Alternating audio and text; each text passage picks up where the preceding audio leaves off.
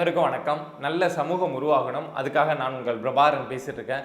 பைசரன் வேலி அந்த தாக்குதல் நடந்த அந்த பள்ளத்தாக்கு இருக்குல்ல, ஸோ அந்த இடத்த என்ஐஏ நேஷனல் இன்வெஸ்டிகேஷன் ஏஜென்சி அங்கே இருக்கக்கூடிய லோக்கல்ஸ், அங்கே இருக்கக்கூடிய டூரிஸ்ட் கைடு அப்படின்னு சொல்லிட்டு ஒரு 100 பேர்கிட்ட அந்த சம்பவம் நடந்த இடத்த ஒட்டி இருக்கக்கூடிய ஒரு 100 பேர்கிட்ட விசாரணை நடத்தி இப்போ ஒரு ரிப்போர்ட் அப்படிங்கிறத வெளியிட்டிருக்காங்க.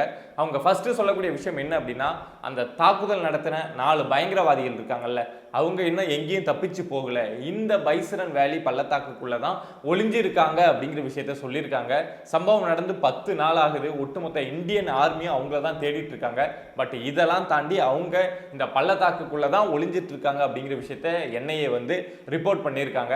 அதே மாதிரி இந்த பயங்கரவாதிகள் வந்து திடீர்னு ஒரு கோபத்திலேயோ திடீர்னு வந்து கண்மூடித்தனமாவோ இந்த தாக்குதல்லாம் நடத்தல. ரொம்ப திட்டமிட்டு துல்லியமா எப்போ தாக்குதல் நடத்த போறோம், யாரை நடத்த போறோம், எங்க போய் மறைய போறோம், நம்ம தாக்குதல் நடத்தணும் அப்படின்னா அதுக்கப்புறம் எந்த இடத்த போய் ஒளிஞ்சோம் அப்படின்னா நமக்கு ஃபுட் என்ன, வாட்டர் என்ன அப்படிங்கிற எல்லா விஷயத்தையும் பிளான் பண்ணிக்கிட்டு வந்து தான் இந்த சம்பவத்தை நடத்தியிருக்காங்க அப்படிங்கிற விஷயத்தையும் சொல்லியிருக்காங்க. அதே மாதிரி இந்த பயங்கரவாதிகள் வந்து கம்யூனிகேஷனுக்கு வந்து சேட்டலைட் ஃபோனு இல்லை டிரான்ஸ்மிட்டரை பயன்படுத்தி அவங்க கம்யூனிகேட் பண்ணியிருக்காங்க. இந்த பிளான் சம்மந்தமாக இப்போ நார்மலாக அவங்க ஓவர் த ஃபோன் வந்து இந்த விஷயத்தெல்லாம் பேசியிருந்தாங்க அப்படின்னா ஈஸியாக வந்து இந்தியன் ஆர்மிக்கு தெரிஞ்சிருக்கும் அவங்க என்ன பேசுகிறாங்க, எல்லாத்தையுமே அவங்க கண்டுபிடிச்சிருப்பாங்க. பட் அவங்க வந்து சேட்டலைட் ஃபோனை இதுக்காக யூஸ் பண்ணியிருக்காங்க, இல்லை டிரான்ஸ்மிட்டரை யூஸ் பண்ணியிருக்காங்க அப்படின்னு அந்த ரிப்போர்ட்ல சொல்லப்பட்டிருக்கு. இது ஒரு அப்டேட். இன்னொரு விஷயம் என்ன அப்படின்னா, இந்த இந்தியா பாகிஸ்தான் இந்த தாக்குதல் நடக்குமா நடக்காதா, எப்ப நடக்கும் அப்படிங்கிற ஒரு விஷயம் போயிட்டு இருக்குல்ல, இதுல சைனாவோட ரோல் என்ன அப்படிங்கிற கேள்வி வந்து எல்லாருக்குமே இருந்துட்டு இருந்தது. சைனா வந்து பாகிஸ்தானுக்கு வந்து சப்போர்ட் பண்ண போறாங்க அப்படிங்கிற விஷயத்த அவங்க லிட்டரலாவே சொல்லிட்டாங்க அப்படின்னு நம்ம எடுத்துக்கலாம். பட் என்ன ரோல் பிளே பண்ணுவாங்க, டைரக்டா வருவாங்களா, அவங்களுடைய ஆர்மி வந்து பாகிஸ்தானுக்குள்ள இறங்குமா அப்படின்னு நிறைய கேள்வி இருந்தது. ஸோ அதுக்கான பதில் அப்படிங்கிறது இப்போ உளவுத்துறை வந்து கொஞ்சம் கொஞ்சமா வெளியிட ஆரம்பிச்சிருக்காங்க. சைனா என்ன பண்ணிருக்காங்க அப்படின்னா, அவங்களுடைய டைரக்டர் ராணுவ வீரர்களை வந்து பாகிஸ்தானுக்கு அனுப்பல. மெர்சனரிஸ் அப்படின்னு சொல்லப்படக்கூடிய ஒரு பெரிய கூட்டத்தையே பாகிஸ்தானுக்குள்ள இப்போ சீனா இறக்கி வச்சிருக்காங்க. இந்த மெர்சனரிஸ் அப்படின்னா இவங்க வந்து அவங்க அந்த நாட்டோட டைரக்ட் ராணுவ கண்ட்ரோல்ல இருக்க மாட்டாங்க. பட் ஆனா அந்த ராணுவத்தில் வேலை பார்த்த உயர் அதிகாரிகள் இருப்பாங்கல்ல, ஸோ அவங்கள வச்சு பிரைவேட்டாக நிறைய பேருக்கு வந்து இந்த ராணுவ பயிற்சி அப்படிங்கிறதெல்லாம் கொடுத்து வச்சிருப்பாங்க. அமெரிக்கா, இஸ்ரேல், ரஷ்யா, சைனா போன்ற நாடுகள் வந்து இதை ரொம்பவே செய்வாங்க. ஸோ அவங்க வந்து பிரைவேட்டாக நிறைய பேருக்கு ராணுவ பயிற்சி அப்படிங்கிறத கொடுத்து வச்சிருந்தாங்க. ஸோ அந்த மெர்சனரிஸை சேர்ந்த நிறைய பேரை வந்து கிட்டத்தட்ட 30,000 பேரை வந்து இப்போ வந்து பாகிஸ்தானுக்குள்ள சைனா களமிறக்கியிருக்காங்க அப்படிங்கிற செய்தி வெளியாயிருக்கு. அதுவும் சிந்து மாவட்டத்தில் நிறைய பேரை குவிச்சிருக்காங்க அப்படின்னு சொல்றாங்க. இதுக்கு சைனா சைட்லேருந்து சொல்லக்கூடிய காரணங்களா என்ன இருக்கு அப்படின்னா, சைனா வந்து பாகிஸ்தானில் வந்து பல மில்லியன் டாலர்ஸ் வந்து பாகிஸ்தானோட இன்ஃப்ராஸ்ட்ரக்சருக்கும் நிறைய விஷயங்களுக்கும் இன்வெஸ்ட் பண்ணி வச்சிருக்காங்க. ஸோ அதில் வேலை பார்க்கக்கூடியவங்க இருப்பாங்கல்ல, கிட்டத்தட்ட ஒரு 30 லட்சம் பேர் சைனாவை சேர்ந்தவங்க பாகிஸ்தானில் இருக்காங்க அப்படின்னு சொல்லப்படுது. ஸோ அவங்களுடைய பாதுகாப்புக்காக சைனா வந்து இப்போ இந்த வேலையை எடுத்திருக்காங்க. திடீர்னு நாளைக்கு ஏதாவது ஒரு பிரச்சனை வருது அப்படின்னா அவங்கள பாதுகாக்கணும். சைனாவில் இருந்து வந்த நபர்கள் 30 லட்சம் பேர் பாகிஸ்தானில் இருக்காங்க. ஸோ அவங்கள பாதுகாக்கிறதுக்காக இப்போ 30,000 பேர் எல்லாமே ராணுவ பயிற்சி பெற்றவங்க, ராணுவ வீரர்கள் கிடையாது, பிரைவேட்டா இந்த பயிற்சி எல்லாமே பெற்றவங்க. ஸோ அவங்கள அங்க சீனா இப்போ களமிறக்கி வச்சிருக்காங்க. சீனா ஏன் இந்தியா பாகிஸ்தான் விஷயம்னு வந்தாவே பாகிஸ்தானுக்கு ஆதரவா நிக்கிறாங்க அப்படின்னு ஒரு கேள்வி வரலாம். இப்போ அவங்க அத மாதிரி இந்த மெர்சனரிஸ் அங்க கொண்டு வந்திருக்கிறது அப்படிங்கிறது, நாங்க பாகிஸ்தானுக்கு ஆதரவா நிக்கிறோம், ஏதாவது ஒரு பிரச்சனை வந்தது அப்படின்னா அடுத்து நாங்க என்ன லெவலுக்கு வேணாலும் போவோம் அப்படிங்கிற விஷயத்தை தான் நம்ம புரிஞ்சுக்க முடியும். ஆனா ஏன் எப்பொழுதும் இந்தியா வந்து எந்த நாடு கூடயும் சண்டை போடணும் அப்படின்னு நினைக்கக்கூடிய ஒரு நாடு கிடையாது. இருந்தாலுமே ஏன் பாகிஸ்தானுக்கு ஆதரவா இந்த சீனா வந்து எப்பொழுதுமே நிக்கிறாங்க அப்படிங்கிற ஒரு கேள்வி இருக்கும். நமக்கும் சீனாவுக்கும் என்னதான் பகை அப்படிங்கிற ஒரு எண்ணம் எல்லாருக்குமே இருக்கும். ஒன்றும் கிடையாதுங்க, பெருசா ஒரு பகையும் கிடையாது. பட் இப்போ இப்படி பாகிஸ்தான் வந்து இந்தியா எப்பொழுதுமே பாகிஸ்தானை வந்து ஒரு பெரிய பகை நாடாலாம் பார்த்ததே கிடையாது. பட் அவங்க செய்யக்கூடிய விஷயங்களால இங்க தானா அந்த பகை அப்படிங்கிறது வளர ஆரம்பிக்குது. அவங்க இன்னும் அதிகமா பகையை வளர்த்துக்கிறாங்க. ஸோ அதே மாதிரி தான் நம்ம இண்டிபெண்டன்ஸ் வாங்கினதுக்கு அப்புறம் 1957 அந்த பீரியட்ல வந்து என்ன நடக்குது அப்படின்னா, திபெத்தை வந்து சைனா என்ன சொல்றாங்க அப்படின்னா, நீங்க எங்க கண்ட்ரோல்ல வாங்க, எங்க அதிகாரத்துல நீங்க வாழுங்க அப்படிங்கிற ஒரு விஷயத்த சொல்றாங்க.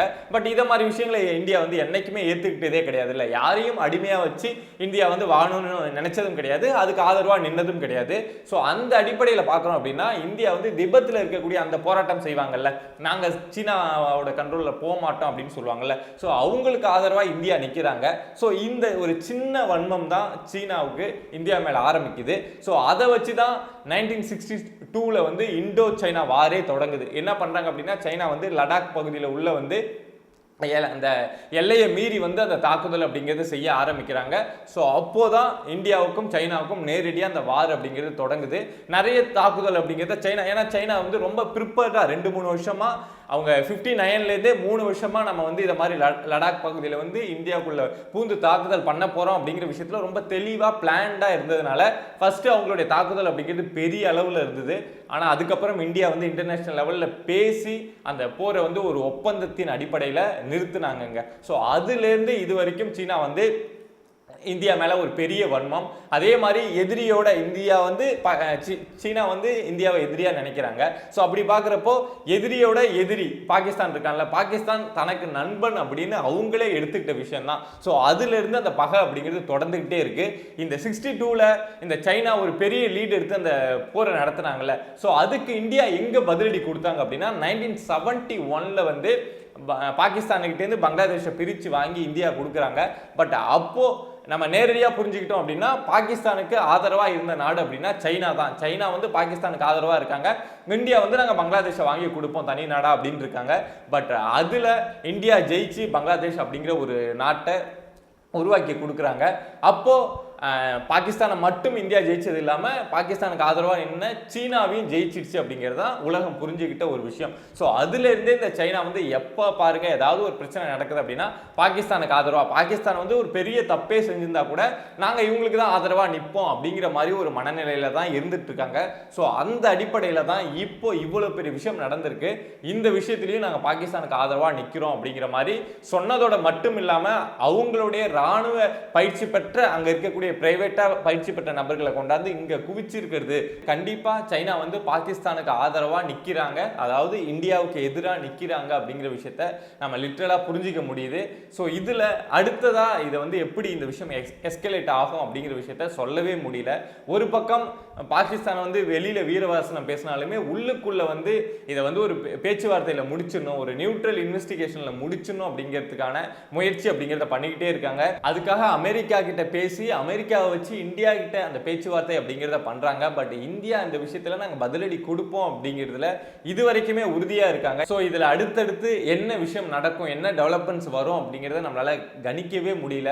பட் இதுல ஏதாவது ஒரு விஷயம் வந்து எஸ்கலேட் ஆச்சு அப்படின்னா நான் உங்ககிட்ட வந்து ஷேர் பண்றேன். 2 அப்டேட் வந்து இப்போ உங்ககிட்ட ஷேர் பண்ணியிருக்கேன்.